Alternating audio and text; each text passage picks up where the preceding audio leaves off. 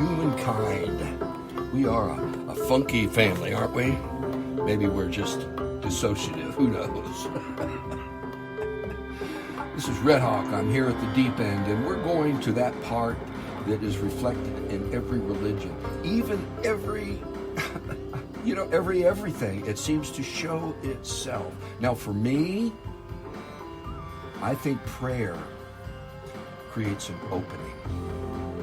When I pray, I don't pray to God, although I am. I really have two places I place my prayers. One is to the Holy Gracious One, because it all feels like I'm just moving within a network of something, and I'm part of it.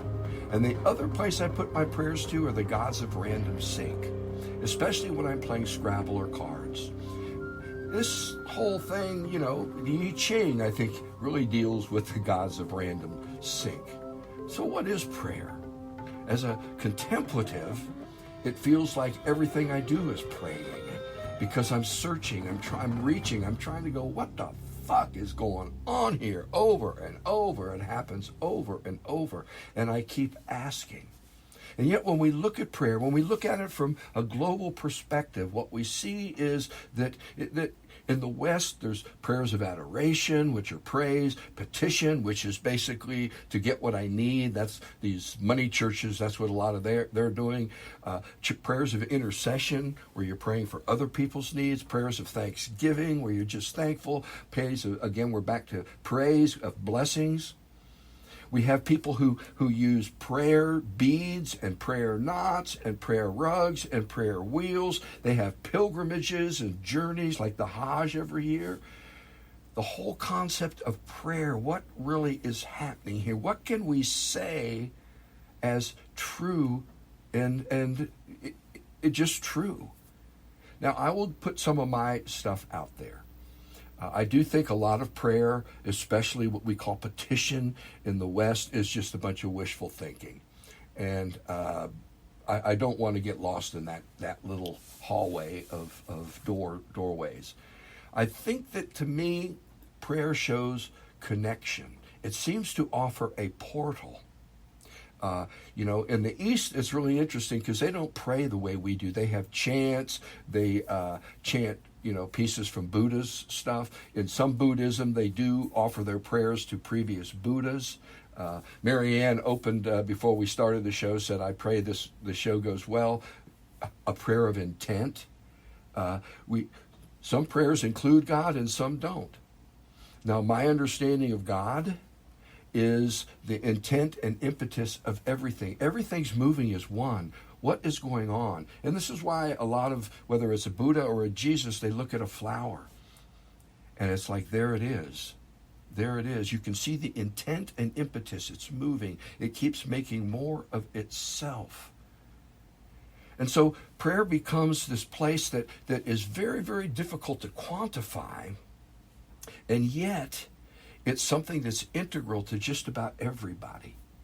Now, I've often said the sound of every siren is a call to prayer. And what I mean by that is it calls something from us. It calls an opening that wants us to identify. And so I'm going to go on the premise that the main point of prayer is a call to be open. Now, when we say open to what? It depends on your religious sensibilities, your spiritual sensibilities. Open to God, open to the Tao, open to the flow, open to the universe. Again, my understanding of God is God as a movement. This place where the intent and the impetus is. And when we open ourselves to it, when people say, I'm going to let go and let God, and that's an AA 12-step thing, when they're saying that, what they're saying is, I've gotten it wrong. I'm going to let what the intent and impetus of the universe is, the higher power, I'm going to get out of the way and let it show me what that is. And so I see prayer as this place, this opening. It's an opening that gives us a vortex of connection. And we see in quantum physics, especially with the understanding of the quarks, of entanglement, that the deepest mystery is everything's connected even when separate. I'm convinced that we ourselves are connected to this. And prayer is an attempt to move with it. So I've just laid out a whole thing.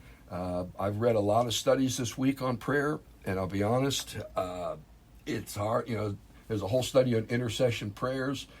Some studies confirm that prayer works. Some studies said we don't know. So it's not something scientifically within our reach. However, there is a field of philosophy called phenomenology, which is basically based on the subjective side, our judgments, our perceptions, our emotions, and it takes those themselves as an indicator of consciousness. And so when it comes to prayer, I'm a bit of a phenomenologist. Actually, when it comes to a whole lot of stuff, I'm at that place. Now, ontology is where you root it in being, okay? Phenomenology is where you root your understandings in the happenings.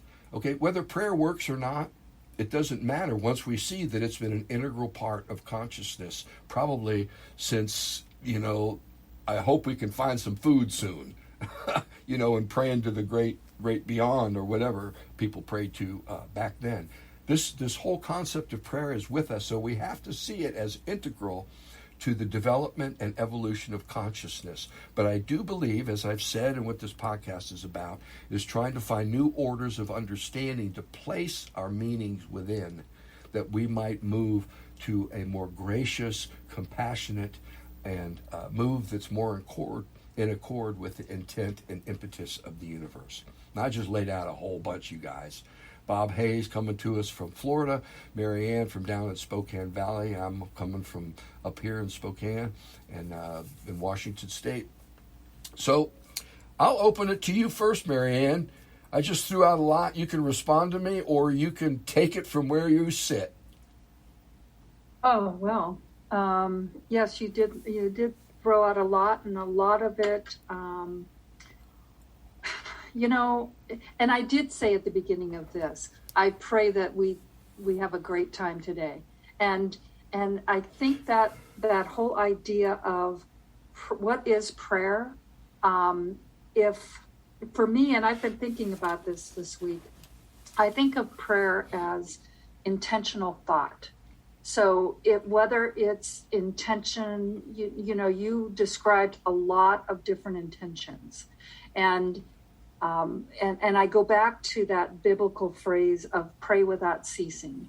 And I think that every thought we have is a prayer of some form.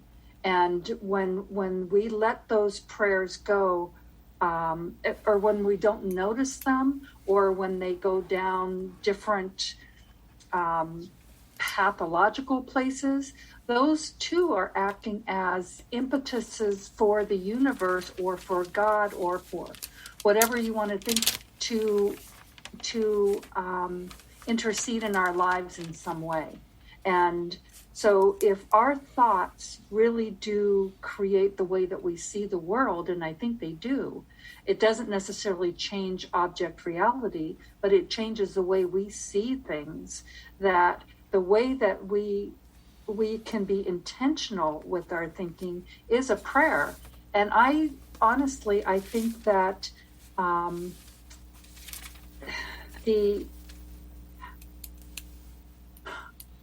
kind of getting lost a little bit here in what I'm trying to say, but I think that our communication with ourselves, with our higher self, with a divine being, with the universe, with whatever we want to call it, is integral to the way that we show up in the world. And so prayer is going to lead us to the way we want to be in the world. So I'll leave it there. Amen. Bob, how about you? Well, your intro was very broad, and it covered a lot of the aspects that I think of when I hear the word prayer. And Marianne, I think you touched on some of them too. When I started doing my homework for this week's edition, I went back to probably my most influential mentor, and that's Carl Jung. And he really didn't have a lot to say about prayer. Going through his collected works, I only found a couple of instances where he even used the word prayer. But what he was trying to get at was that whatever you call God is the totality of the universe. And that totality includes the unconscious.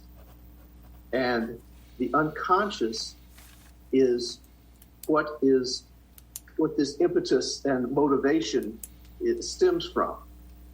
And he saw prayer as just one of many sacred actions, whether it's chanting, meditation, dancing. And he says that any sacral action in whatever form works like a vessel for receiving the contents of the unconscious. So it's, as you were saying, it's an opening. And that opening enables us to become consciously aware of things in the universe that we were not consciously aware of before. And by definition, what we're not consciously aware of is the unconscious. So the whole universe that we're not consciously aware of is the unconscious. And through these actions, we open ourselves up to some form of interaction with the unconscious. If you go back to the Taoist approach, it's putting oneself in accord with the movement of the universe. And he basically said that the more we do these kind of things, the more it reinforces the potential of the unconscious to communicate with us. And the opening becomes larger or becomes more significant or becomes more important in our lives as we do these things. And I think part of what's going on here is, our ability to listen. It seems that in the East, the meditations, contemplative practices and all that are about receiving, listening, being quiet. In the West, we're caught up in our own babble of prayer, it sounds to me. It feels to me sometimes like. And that it's always asking God for something, even if it's just for guidance, over and over. What we do know is that prayer is an essential property and structure, part of the structure of our experience of the world. And it's there, whether we want to, in the history of the human family. To me, the whole issue is something I've seen and that has proven itself over and over, that the true utility of prayer is for the one who prays. I know when my brother took his own life, my prayers were for his family and for us to get through this. It was the fact that I could put out that essence, that message in my mind and try to create an opening, put me at ease a little bit more, made me a little bit more able to be present and not caught up in the backwash of my own emotions and my own thinking. Over and over, it comes back to a very important word that is more integral to Eastern prayer than the Western prayer, and that's healing. If you look at how Eastern prayer is structured, it's about purity, healing oneself, getting off the wheels of samsara, that you mellow out and you catch drift of what it is. Over and over, there's this dialogue, and I think, Marianne, you brought it up when you talked about the intent of our thinking. I also believe that intentional thinking is a form of contemplative prayer. It's one that hooks us up, and even if it's just intellectual, which I think it's more than, it feels more than, like, and my own experience phenomenologically says it is like the quantum physicists say, everything is so integrally connected you cannot disconnect, even in the state of most absolute separateness. So prayer to me an opening. It's very healthy for the one who prays. So if you're out there, and we're in the middle of the Ukraine war right now, Putin's war, offer prayers. It'll help your soul. And I believe it'll help the soul of the world. However, that is a belief. My phenomenological experience of that, I can't totally verify that. But my own system of understanding and what I'm rooted in, I've been in too many hospital rooms. I've held too many hands of people dying. That prayer is a place that connects us, that really does. And this comes down to another issue in our prayer conversation. Individual prayer versus communal prayer. Individual prayer can set up a relationship with that unconscious happening, that intent and impetus of the universe. Communal prayer brings us together in some common values and understanding and roots those in a way that is helpful. At least as a pastor for a lot of years, I can say those prayers for those who couldn't make it to church were sometimes the most poignant part of the worship service. Well, go ahead, Bob. I was just going to say that, in the Christian tradition, of course, the Lord's Prayer is the prototype. But in addition to the Lord's Prayer, what Jesus said was, if you really want to pray, go and be alone and do it. And then the people pushed a little bit. Well, what if we want to pray together? How do we do that? And that's where the Lord's Prayer came up. And in my own thinking and analysis of the Lord's Prayer, it seems pretty simple. There's two main things. One, let me get through this life, okay? Give me my daily bread, and let me get along with people and get on through it. And secondly, I recognize that whatever is going on here, you're the one in charge. I'm not in charge.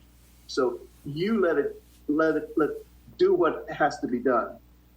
And those two things seem to be very, very important in the opening of this portal that we're talking about.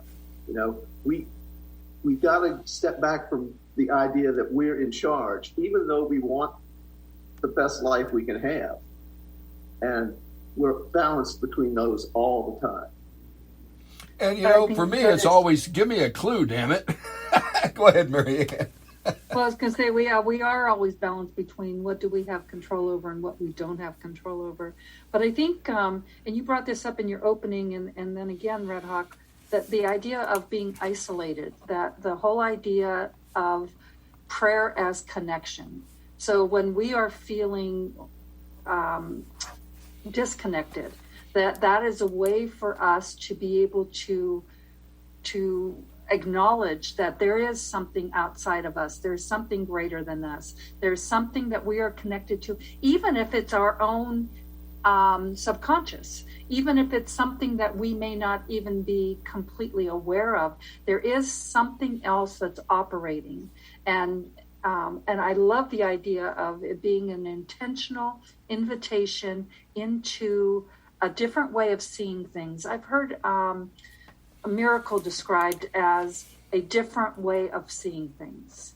So what is a miracle? A miracle is when you can change your perception and you can see things in a completely different way. And when that happens, everything changes. Your responses change. And to me, that's a type of prayer, because that's a way for us to, again, invite something different, but also to feel connected, to feel like we're not alone, to feel like there are forces that are operating on our behalf, or trying to anyway.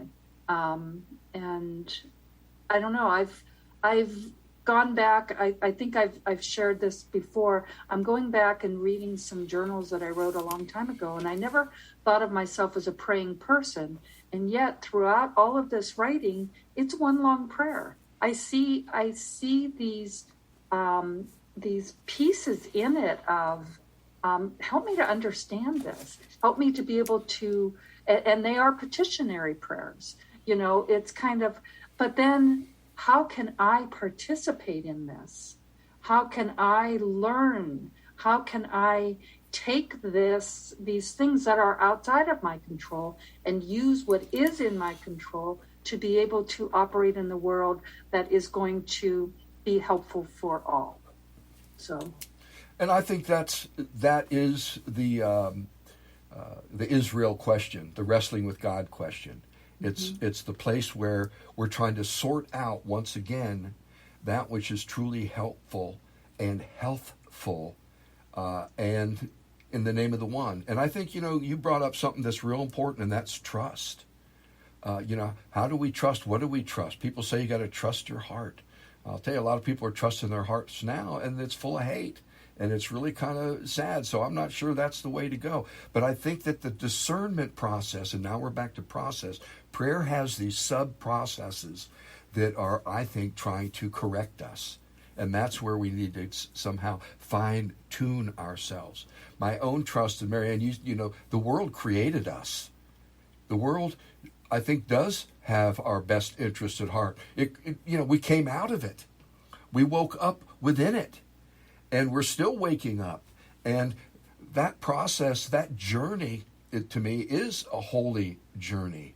It is a sacred place where time is breaking on the tip of our noses. And we are called to show up there with the intent of our being for the sake of greater being, greater life, and greater consciousness, and less suffering for all.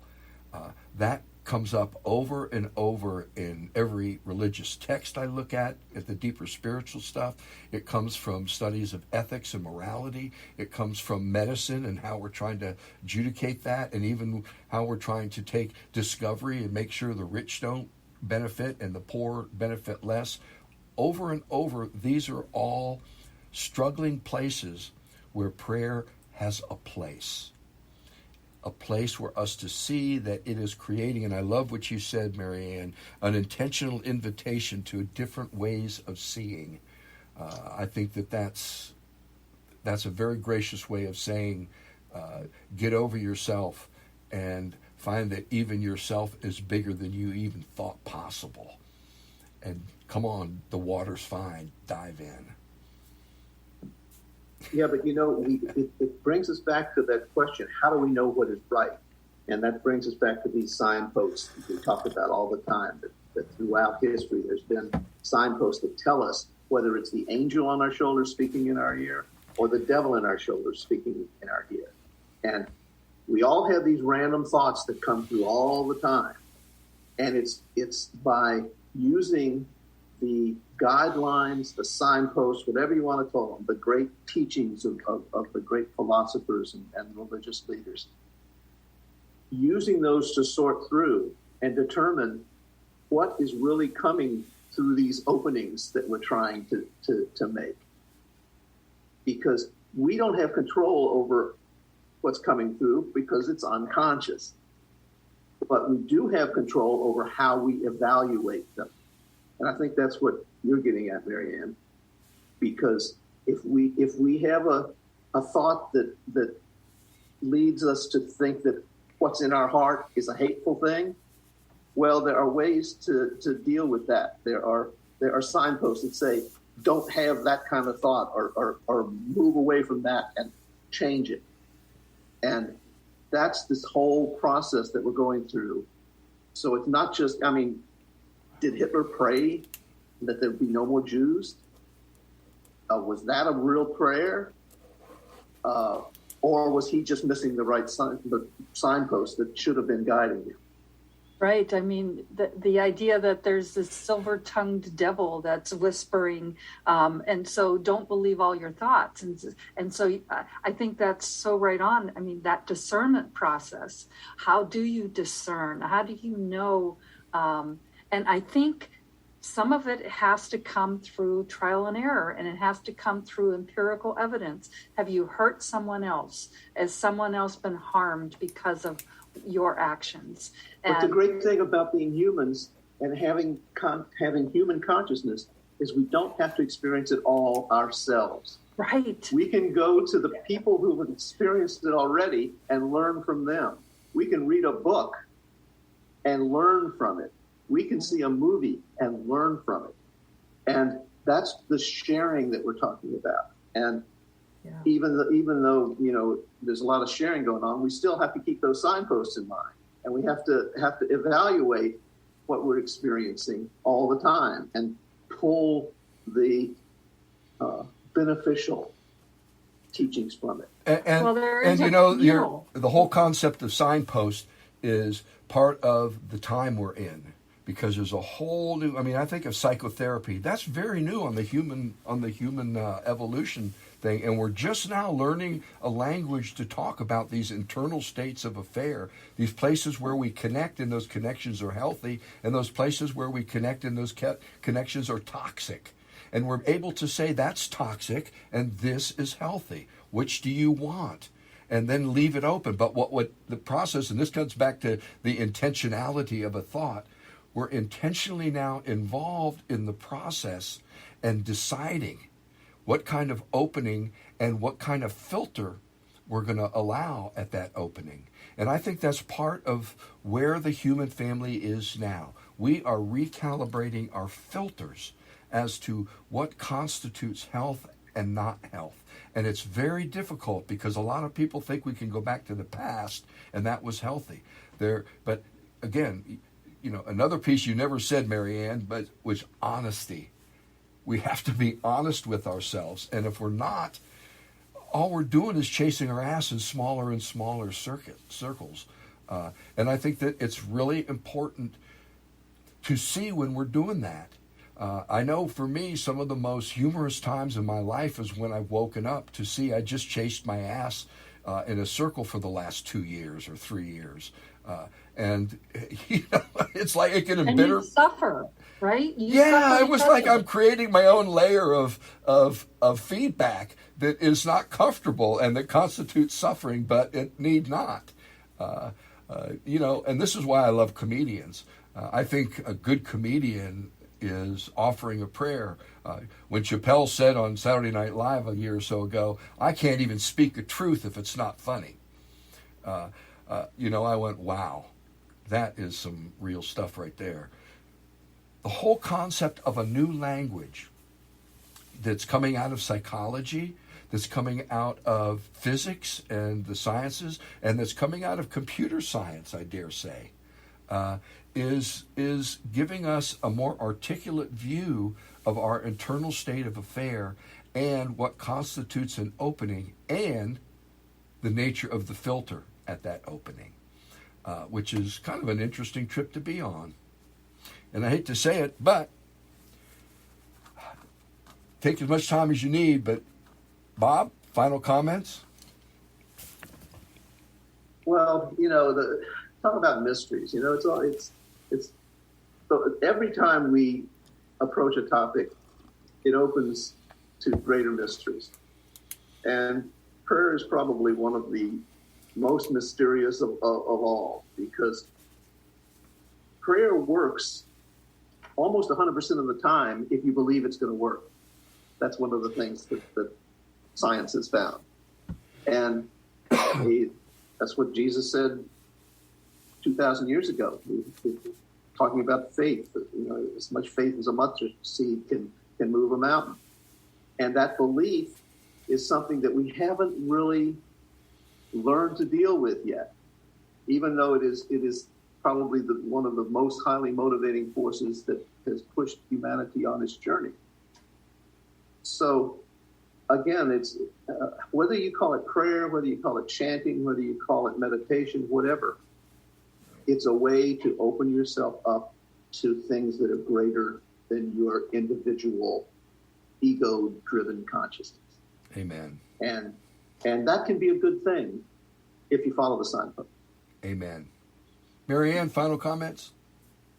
You know, it's interesting because as we're talking about prayer, we talked about truth, honesty, trust, faith, all of those things that go into these. Those are all components of how do we discern what is a good prayer, what is a bad prayer, what do we entertain and what don't we entertain. And I think that one of the things that for me that comes up is if we practice noticing our thoughts, which is a form of meditation, if we practice discerning our thoughts, if we practice that's all a form of prayer.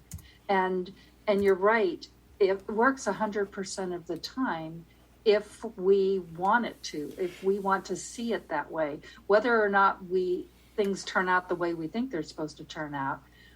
And the idea that you can't prove prayer, but you can in your own life.